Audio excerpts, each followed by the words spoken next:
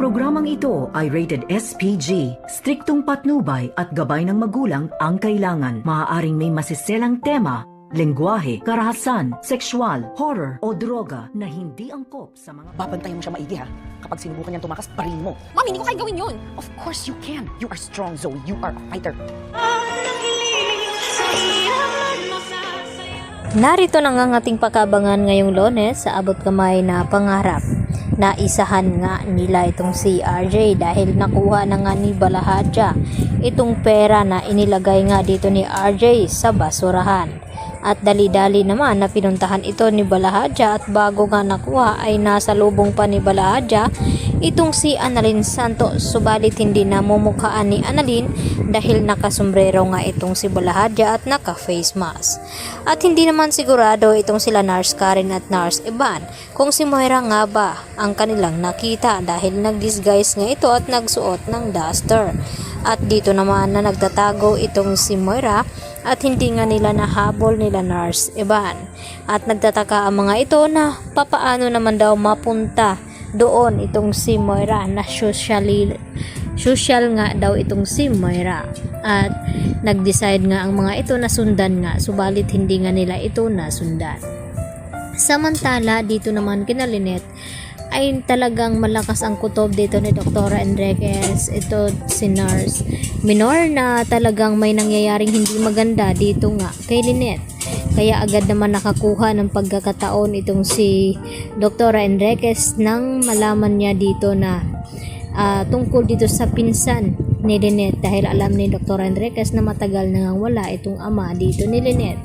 Kaya nagduda na nga sila sa taong kasama dito ni Lynette kaya hinampas nila ito ng bag. Kaya naman ay nakatakbo silang tatlo, si Lynette at Nurse Pinor at ito nga si Dr. Enriquez. At dito naman na hinabol ang mga ito nila Dax at ng kanyang kasamahan. Hindi daw pwedeng makatakas ang tatlo nang sa ganon ay hindi sila makasumbong sa pulis. Kaya dito naman na humingi ng tulong itong sila Dr. Enriquez sa security, subalit bigla nga dumating itong kasamahan ni Dax at dito na pinagbabaril itong security guard at iniwanan naman itong si Lynette nila ni Dr. Enriquez at saka ni Dr. Patricia Minor.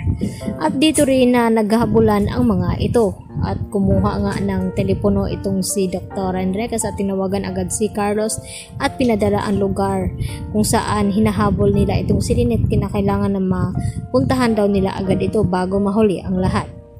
At nagiging patentero naman ang ginawa ni Lynette dito sa kasamahan ni Dax dahil nakipagtaguan nga daw itong si Lynette. Samantala, patuloy pa rin naghahanap itong si Dr. Tanyag at ito nga si Giselle at Annalyn, subalit wala nga silang nakita dito na si Don Pepe dahil hindi naman pala nila inilagay ito sa basurahan. At dito nga na hindi kinaya ni Giselle na hindi nila mahanap itong si Don Pepe kaya agad na himatay ito. At dito naman na tinulungan nila Annalyn at RJ itong ang si Giselle habang umiiyak. Samantala nag-aalala naman itong si Moira na baka hindi kayanin ni Zoe at dito na binalaan ni Moira na wag daw patakasin itong si Don Pepe at kung tatakas daw ito ay kinakailangan ni Zoe na barilin. At sinabi ni Zoe dito nga kay Moira na hindi daw niya kayang bumatay ng tao at nagkamalay na nga itong si Don Pepe at dito niya nakita itong si Zoe na may hawak nga na baril. Tutuluyan na nga ba ang tapusin ni Zoe itong kanyang lolo? Kaya nga ba ng kanyang konsensya o baka naman maawa ito at mapapakawala ni Zoe itong kanyang lolo na minahal na rin niya ito? At yan po ang ating pagkaabangan ngayong Lunes mga kapuso. Dito lamang yan sa abot kamay na pangarap. Yan lang po at marami pong salamat sa inyong panonood. Hanggang sa muli, maraming salamat. Bye-bye!